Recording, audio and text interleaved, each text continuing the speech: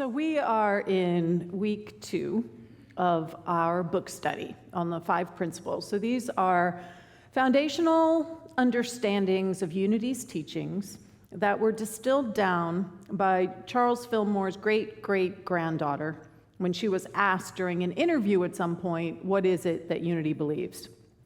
And we skipped ahead. And so last week we talked about the first principle. We're going to move through for the next 5 weeks, going through each one of the 5 principles. There's book studies outside if anybody wants to join, and you can still sign up and register for one of the small groups where the discussions are happening. They're both online and they're in person, right? So you have options there.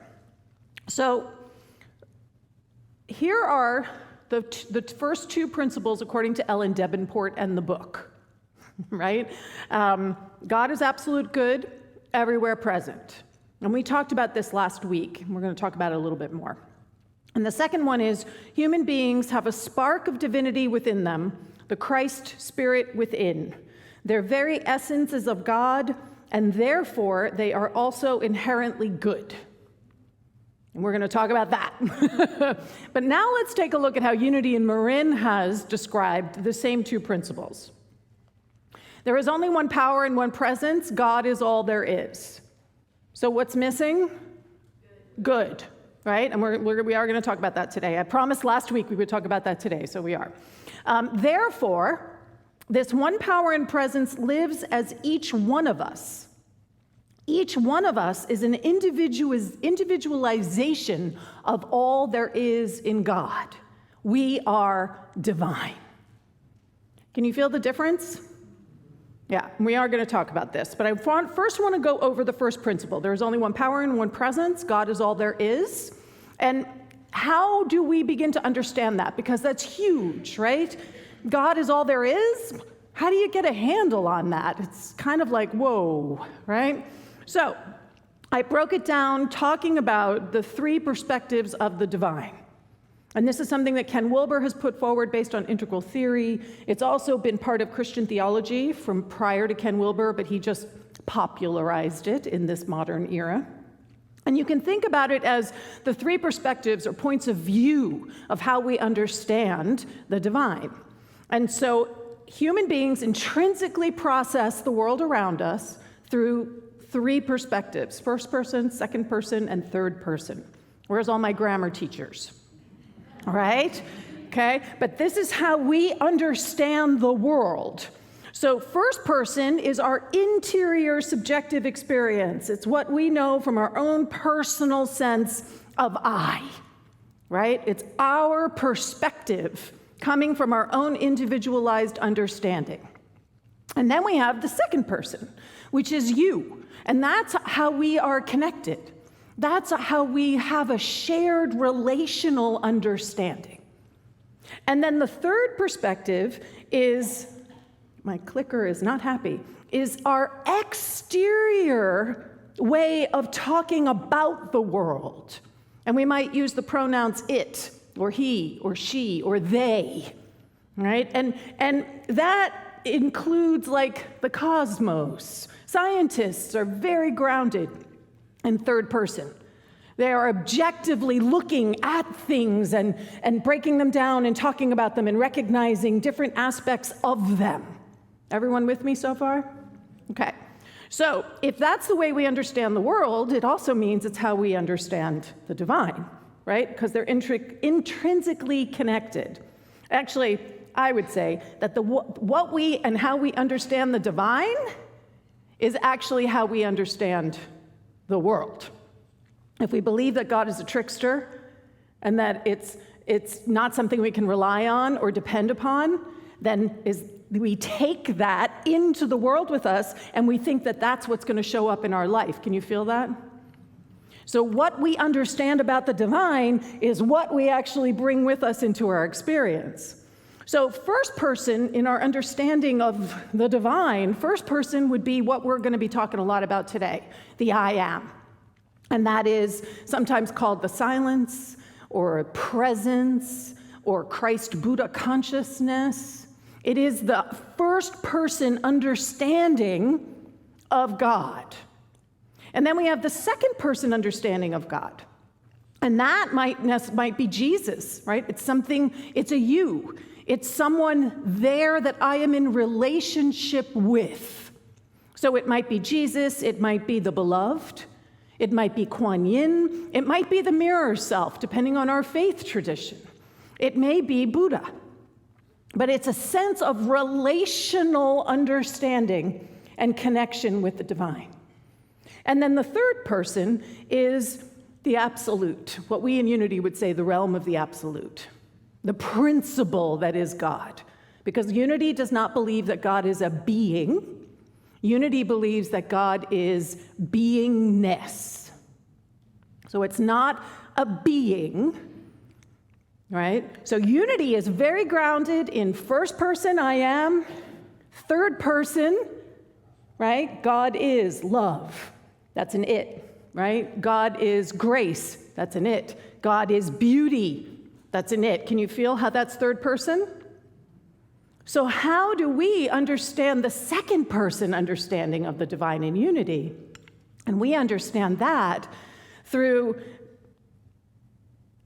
service and prayer and community. Look around at each other. This is how we show up as second person, by seeing the divine in each other. In Unity, Jesus is a way shower. Jesus is highlighting something that is available to us to understand about ourselves. So unlike more traditional faith traditions, we don't pray to Jesus. We are actually saying that which Jesus was, the Christ, is available to me. Everyone still with me? Okay. So we need all of these. We need all of these perspectives of the divine in order to be whole. We need all of them in order for us to truly inhabit and understand our world. So a way we can understand it is that recognizing God is that third person. We're talking about something. And we recognize God through contemplation. We recognize God through visioning. We recognize God when we're looking at something, and we can recognize it. Everyone in here has experienced that, right? Everybody in here see a beautiful sunset? And in watching the sunset, do you understand in some way you can recognize God? You can recognize the divine that's there? That's third person understanding. And then first person understanding is knowing that if I can recognize it out there, it means that I can realize it right here. That there's no separation between me and the divine. So if I can recognize it, I can realize it as me. And as I realize it as me, it means that I can then share it with the world. And that's second person. So can you feel how these all work together? And that if we leave off one, we're shortchanging ourselves and the world? That they're together, they create something that is truly transformative. What you can recognize, you can realize, and then share with the world. That is, in a nutshell, what Unity ultimately believes. So let's talk about the second principle. So here they are compared to each other. Davenport says, human beings have a spark of divinity within them, the Christ spirit within. Their very essence is of God, and therefore they are also inherently good. And Unity and Marin's understanding of the second principle is, and again, I inherited these. I want to be really clear. You guys have been using these for a while like this, okay? Therefore, this one power and presence lives as each one of us. Each one of us is an individualization of all there is in God. We are divine. So in Ellen Davenport's model, there's an... Okay, you're getting Unity principles according to Deanne. Is everybody with me on this? Okay, so Ellen Davenport's model is still present within Unity. It is not the leading edge of Unity consciousness, though. This idea that there is a spark of the divine within us, this idea that there is something within us that is still separate from the rest of us that is divine, is an older understanding. And it's interesting because Eric Butterworth tried to blow this up in the 60s and 70s. And where are we now? We're still stuck with this idea of a spark of the divine. He called it that our relationship with the divine is not like a raisin in a bun. Right? That's not our relationship with the divine. And so this is one of the reasons why I like our second principle better, because it's really about I am an individualized expression of what there is. There's no separation. There's no separation from me and the thing itself. So, the reason why that good thing is in there, right? And I've talked about this, is there's a historical model that unity, which came alive in the mid-late 1800s, was in response and reaction to the prevailing theology of the time. And the prevailing theology of the time was very much enamored, and there still is those who are enamored, with the idea of original sin. With the idea that from the very moment of our beingness, we are broken, we are wrong, and that our whole life is meant to be an unworking of our inherent badness. So can you understand why it was so important in unity that they were using the words inherently good? Because what they were trying to say is that this idea of original sin is not truth. That is not actually true. We are inherently good. We don't have to you don't have to change at all. Breathe with me on that. Right? We are inherently divine. Now, what's happened over time is that this understanding of good gets compared to bad, and I talked about this last week. The minute we start talking about something being inherently good, we immediately go to, but that it could also just as easily be inherently bad. Right? There's evil people on this planet. There's evil things that happen in this world. So what I would like to suggest, Linda Martellowitz, and I put this forward in our book that's coming out in the fall, is that instead of saying inherently good, that what we say instead is inherent goodness. Can you feel the difference? So inherent goodness, and let me be clear, you can get rid of the word good altogether. Okay? But some people really like that word. So instead of saying good, what if I said, I have inherent goodness? Now, I may or may not activate it, but I have inherent goodness, and you have inherent goodness, and the most evil person on the planet, guess what? They have inherent goodness. They are not necessarily, at least to me, inherently good. But they have the capacity for goodness. That to me is subtle, but very, very important. Because in order for us to truly believe that we are divine, we have to understand that there are no exceptions. There are no exceptions. Breathe into that with me. So how do we make sense of the people who do horrible things? How do we line that up? I don't know about you, but I don't like gaps. I don't like things that don't actually make sense like all the way through. People say to me, oh, you just got to have faith. I'm like, nah. I need to have faith in something that is actually coherent, that I can actually apply to the situations that I experience in the world. There are people out there doing horrible things. I want to be really clear about that.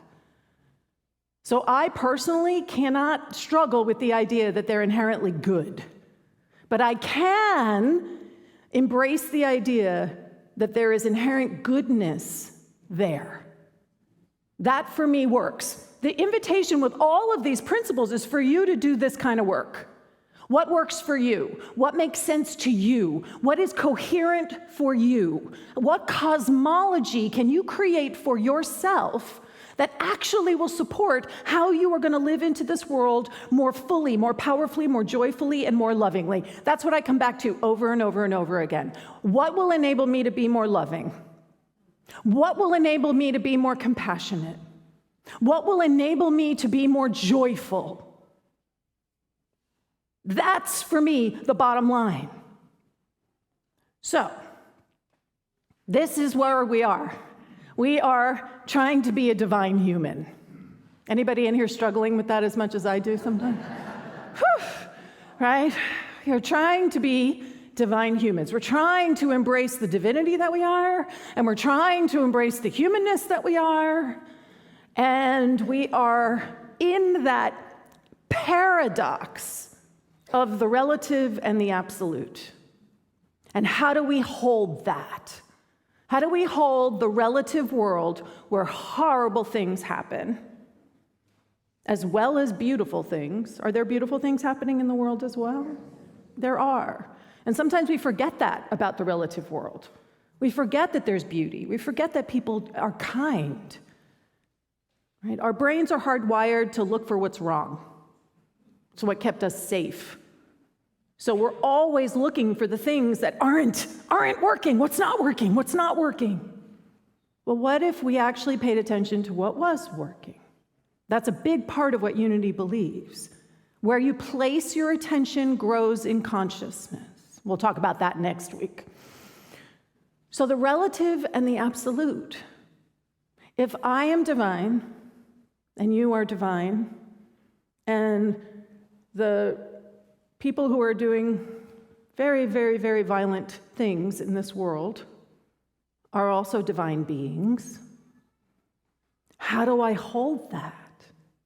Really hold it, not give lip service to something, how do I really hold that? And this is the tension that we carry with us all the time. And the invitation is always, and I said it in my prayer, it came in my prayer, and I thought, I'm going to tie that into the talk. This idea that we can take all of the pain and all of the loss and all of the sadness, and we can be present with it because there's a larger container that's holding all of it. That's the realm of the absolute. So the way I've experienced it in my life is going through the pain. I call it going through the pain straight through to the heart of God.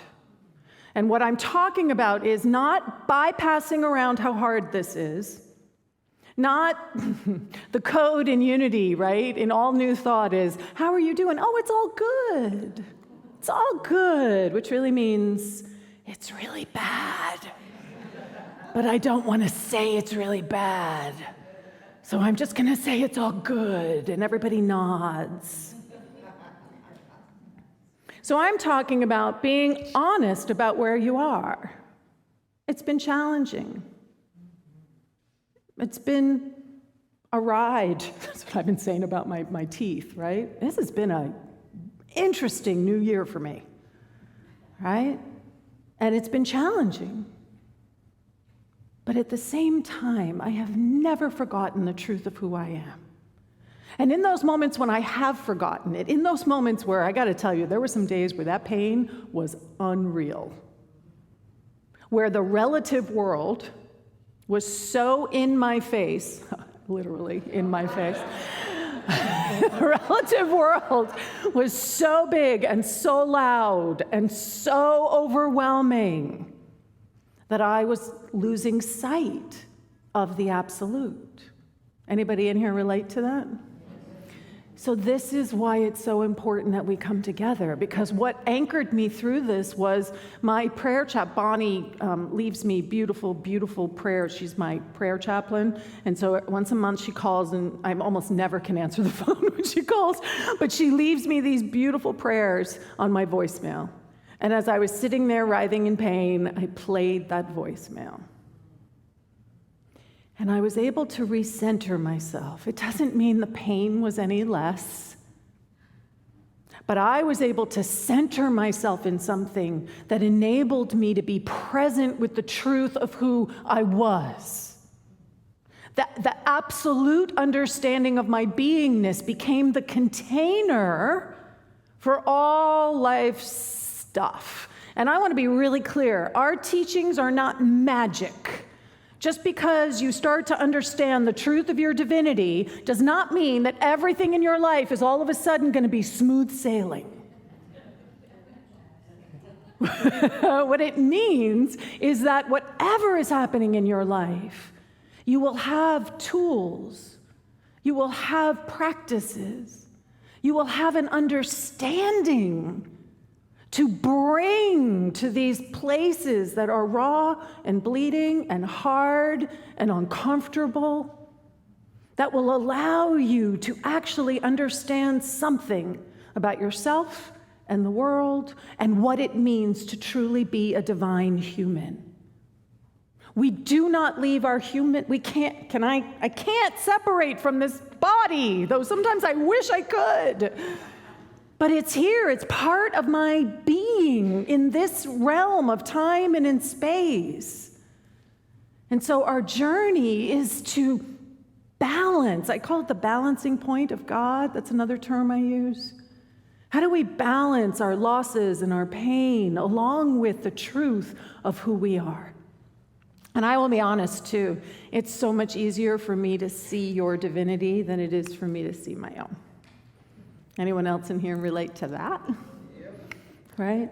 I can see the light that you each are, and I can feel the light that is this community. And sometimes when I look in the mirror, I don't see my light. But in those moments, I turn to the people who see me. And in those moments, the reflection, what they reflect back to me, enables me to reignite my understanding of my divine nature. That's what we're here to be and do. But let me be clear, it's not just for each other. What we do for each other is really powerful. But there's a larger piece here. There's the world, you guys. There is the world that is crying out for someone, anyone, to recognize its wholeness. If I am standing in my divinity, can I know the world's divinity, even as wars are happening, even as we are polluting our environment? Can I know the truth? Because that's where hope comes from, and that's where possibility comes from, and that's where innovation comes from, and that's where creativity comes from. That's how we actually change the world, is through that kind of willingness. But we have to understand our own divinity first. Because if we're not willing to admit that I am divine, an inherent goodness, and I am going to live into that inherent goodness to the best of my ability, then I can't give that back to the world. What I can recognize, I can realize, and I can share it with the world. That is what we are here to be and to do. So Michael Beckwith has this quote, which for me, when I heard him say this decades ago now, it quieted something within me that I didn't even know needed to be quieted. There is that which you are that has never been hurt, harmed, or endangered. Take a breath with me. And it's not a part of you. It's not some little raisin in a bun. There is that which you are. Can you feel that with me? That has never been hurt, harmed, or endangered. That is what it means to hold the realm of the absolute while also being present to our human experience. To know that while we may be experiencing loss and loneliness and health challenges, and that there is that which we are, which has never, ever been hurt, harmed, or endangered. That is what it means to be a divine human, to anchor that for yourself. And it also means that, guess what? All the people in your life, there is that which they are that has never been hurt, harmed, or endangered. You know, all those people that you worry about, that you think in some ways they can't? This is what we're invited to know about ourselves and each other, because this is the truth of who we are. So Ellen Davenport, and it's interesting, she talks about the spark and all of that, and then she has this quote, which I think is really beautiful, and this is Eric Butterworth rephrased. Best description of our divinity compares humans to God like waves on the ocean. Each of us is distinct as a wave, yet made up of precisely the energy and attributes of Mother Ocean itself. That is really what unity believes. And you can't separate the wave from the ocean, can you? You can't separate the ocean from the wave. It's all one, and yet the waves are this individualized I don't even want to say part, right? Because that implies it's somehow separate. We're not separate. And so my invitation right now is that we all just take a moment to really sort of understand this core understanding that what I can recognize, I can realize. So if I can recognize love, I can realize love. Myself as love. If I can recognize joy, I can realize joy as myself. If I can so you know how sometimes you're in the midst of like the worst thing ever, but you can look at somebody and say, wow, I wish I was happy like that. Well, you recognized it, didn't you? So what does that mean? That you can realize it, that it is available to you. That it's not something that is, that whole thing about I'm the exception to God, right? I'm the exception. Everyone, when I first stepped into my practitioner training at Agape, I truly believed, I was so attached to this belief, you guys, it's unimaginable to me now. I truly believed I had no divine purpose. I truly believed that everyone else had one, but not me. I was somehow some weird exception. I went through 18 months of not knowing what my purpose was, but I was never without a divine purpose. But it didn't feel like it. I felt like I was purposeless because, once again, my relative world was bigger than my understanding of the absolute. But as I looked at people and recognized their divine purpose, I started to understand that if I could recognize it, I could realize it. I could realize my divine purpose. And look where I am now, right? Because this is my divine purpose, right? I know I am right where I am supposed to be. Mm-hmm. And then I get to share it with the world. And that's what we're all called to. We're all called to that. So I'm going to invite Bodhi up. We're going to do a brief meditation to sort of try to get a sense of what that I am is, of what it is that you are being called to step into for yourself right now. So take a breath with me. That was a lot. And so whatever might have gotten stirred up, whatever activity got triggered within you, mental, emotional, spiritual, just in this moment, just allowing it all to fall away.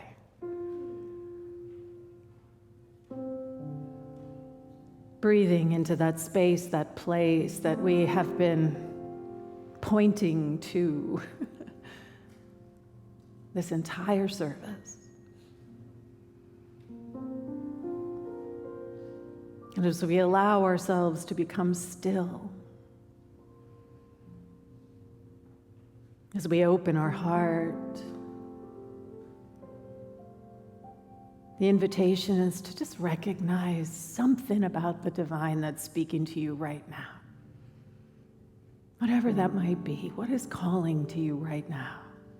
Abundance, joy, peace, love, creativity, wholeness, health, well-being, ease and grace. What is it in this moment that you can recognize that you are being invited to realize?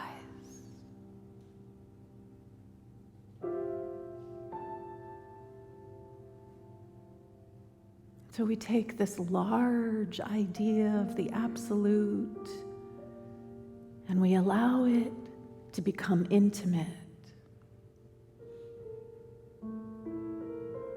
We allow it to be right here.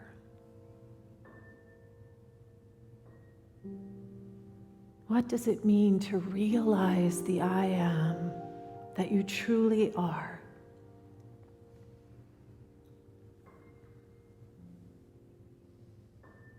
I am love.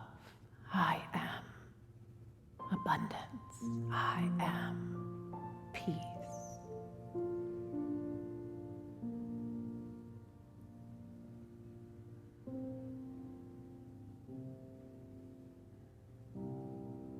And we allow that imminent awareness of our divine nature to arise from within.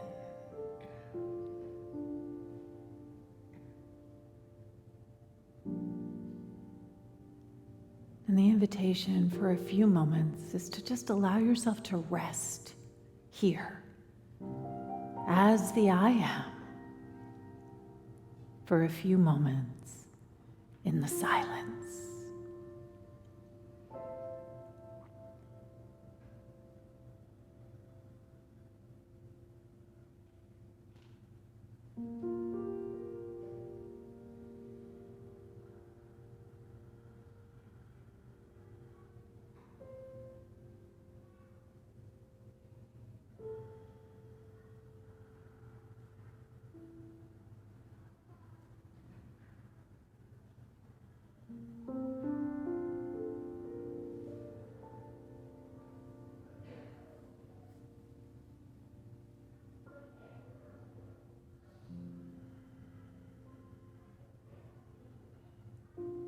And so we continue to breathe into this awareness of our wholeness, of our love, of our joy, of our grace.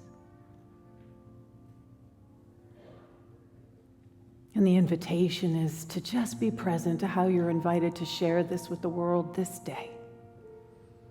What is yours to do? How are you called to be the living expression of that love, of that grace, of God?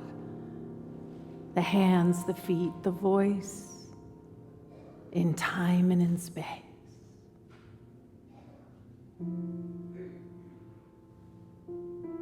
Knowing that everything we need, we already are, and that in our yes, the way is already made.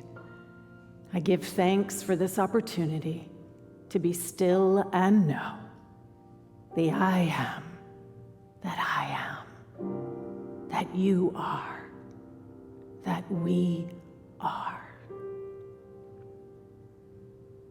And so it is. Amen. Ashe. So our affirmation today, I'm going to say it and then invite you to repeat it with me. I celebrate and honor the divine I am. Can you please know this with me? I celebrate and honor the divine I am. Okay, now can we say it like it's fun?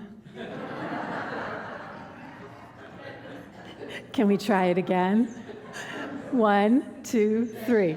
I celebrate and honor the divine I am. And so it is. Amen.